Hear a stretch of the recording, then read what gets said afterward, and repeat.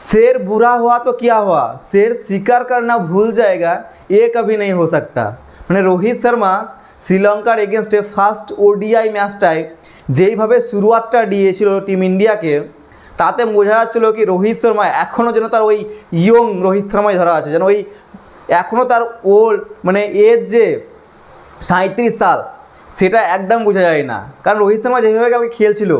সবাইকে দেখে বোঝা যাচ্ছিলো যেন অন্য পিচে খেলছে, আর রোহিত শর্মাকে দেখে মনে হয় বোঝা যাচ্ছিলো কি কালকে তিনি যেন অন্য এক পিচে খেলছেন। মানে কালকে যে তার মুভমেন্ট, তিনি যেভাবে বিশ্বকাপে খেলে এসেছিলেন,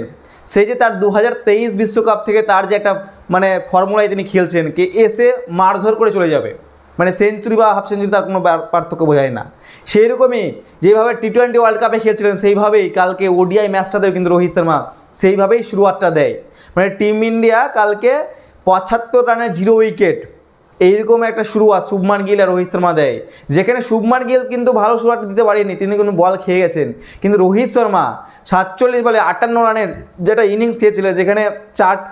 চারটা যেখানে মানে 7টা 4 ও 3টা 6 ছিল, তার রোহিত শর্মার যে শুরুয়াতটাই 6 মেরে যে এক ডেগ এগিয়ে গিয়ে যে 6 মারলো রোহিত শর্মা, দুর্দান্ত 6। আর সেই 6 মেরেই কিন্তু রোহিত শর্মা তার ইনিংসের শুরুয়াত করেন শ্রীলঙ্কার এগেনস্টে ফার্স্ট ওডিআই ম্যাচে। কালকের যে ম্যাচটা যদি দেখা যায়, প্রথমে শ্রীলঙ্কা ব্যাট করতে নেমে 230 রানের একটা লক্ষ্য দেয় টিম ইন্ডিয়াকে, যেখানে পাথুম নিশাঙ্কা 56 রান করেছিলেন ও কুশাল মেন্ডেস 14 ও ওয়াল্লে লাগি শ্রীলঙ্কার যে মিডিল অর্ডার ব্যাটসম্যান নিচে এসে যে ওয়াল্লে লাগি 67 রানের একটা ইনিংস খেলেন ও হাসারাঙ্গা 24। এই রানের দৌলতে কিন্তু শ্রীলঙ্কা 230 রানের মতন একটা ভালো স্কোর মানে ওডিআই একটা ভালো স্কোরে পৌঁছে যায়, ঠিকঠাক মানে ডিপেন্ড করার মতন এই স্কোরটাই পৌঁছে যায়। কিন্তু এই স্কোরে পৌঁছাবার পর যে এই স্কোরটাকে চেস করতে যখন ইন্ডিয়া নামে, ইন্ডিয়ার কিন্তু শুরুয়াতটা বহু ভালো দুর্দান্ত শুরুয়াত ছিল, কারণ রোহিত শর্মা সেই টি20 ফ্লো ব্যাটসম্যান দেখাচ্ছিল, ওই শুভমান গিল যেভাবে খেলে তার খেলা ও এই যে 75 রানের যে একটা ওপেনিং শুরুয়াত যে টিম ইন্ডিয়ার ছিল, তাতে মনে হয় বোঝা যাচ্ছিল কি টিম ইন্ডিয়া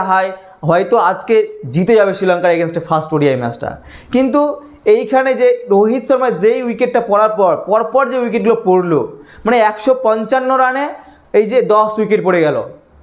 মানে যেখানে 75 রানে 9 উইকেট ছিল 0 উইকেট ছিল, সেখানে 155 রানে 10 উইকেট। এইখান থেকে কিন্তু ম্যাচটা টার্নিং ঘুরে গেছে পুরা। নাহলে কিন্তু এই যে শ্রীলঙ্কার এগেনস্টে ফার্স্ট ওডিআই ম্যাচটা কিন্তু মানে ওডিআই ম্যাচটা কিন্তু মানে টাই হতো না, কারণ কালকে ম্যাচটা টাই হয়ে গেছে, কারণ সুপার ওভার কিন্তু হয়নি। যে সুপার ওভার কেন হয়নি সেই কথাটা কিন্তু আমি নেক্সট একটা ভিডিও আমি পুরো ভালো করে বলবো কি সুপার ওভারটা কেন করানো হলো না, কারণ আপনাদের মনে সন্দেহ জাগতেই পারে কি সুপার ওভারটা কেন করানো হয়নি, টি20 ম্যাচে তো হয়েছে, ওডিআই কেন সুপার ওভার হয়নি সেটা আমি পরে সেই ব্যাপারটা নিয়ে ডিসকাস করছি। কিন্তু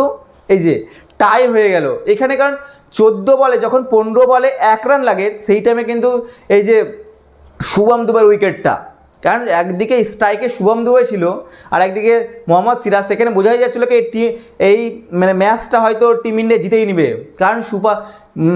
শুভম দুবের মতন ব্যাটসম্যান দাঁড়িয়ে আছে, 1 রান হবে না, সেইখানে শুভম দুবের উইকেটটা পড়ে যাওয়া,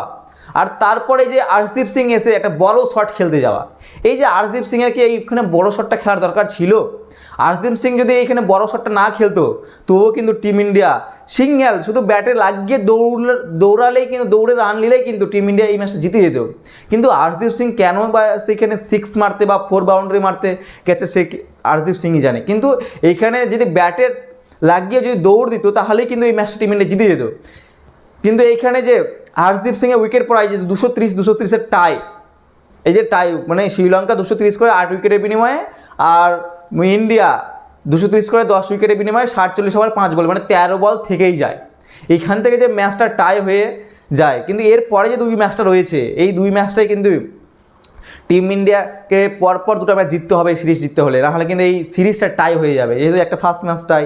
সেকেন্ড ম্যাচটাও যদি হেরে যায় তাহলে ফার্স্ট ম্যাচ জিতে যায় তাহলে টাই হয়ে যাবে, তাহলে কি পরপর 2 ম্যাচটাই কিন্তু এই টিম ইন্ডিয়াকে জিততে হবে। আর এখান থেকে যে আর্শদীপ সিং বল করেছিল দুর্দান্ত, এই যে শ্রীলঙ্কার এগেনস্টে আর্শদীপ সিং 8 ওভারে 47 রান দিয়ে 2 উইকেট ও আকসার প্যাটেল, মানে আকসার প্যাটেল দুর্দান্ত, তাকে নিয়ে যতই বলো ততই কম, মানে তিনি যেইভাবে প্রত্যেকটা ফরম্যাটে তাকে প্রমাণ করে চলেছেন, এই আকসার প্যাটেলকে খেলাতেই হবে কিন্তু বাধ্য টিম ইন্ডিয়া। 10 ওভারে 33 রান দিয়ে 2 উইকেট ও কালকে যে শ্রীলঙ্কার বলিং অ্যাকচুয়ালি স্পিন বলিং যে যেভাবে মানে ডোমিনেট করেছিল তাতে দুর্দান্ত, কারণ যে ওয়াল্লে লাগি ব্যাটিংয়ে তো খেলেছিলেন 67 রান একটা ইনিংস, বলিংয়ে 9 ওভারে 39 দিয়ে 2 উইকেট, ও হাসারাঙ্গা 10 ওভারে 58 রান দিয়ে 3 উইকেট, ও চারুতা আশালাঙ্কা মানে 8 ওভার 5 বলে 30 রান দিয়ে 3 উইকেট। এই যে শ্রীলঙ্কার যে স্পিন বলিং, এই স্পিন বলিংয়ের দৌলতে কিন্তু টিম ইন্ডিয়াকে 230 রানের মতন একটা ছোট্ট রানে কিন্তু আটকে দেয়, ও ম্যাচটা টাই হয়ে যায়। ও পরে কিন্তু এই ম্যাচটা সুপার ওভার হয়নি, যার ফলে এই ম্যাচটা টাই থেকে যায়।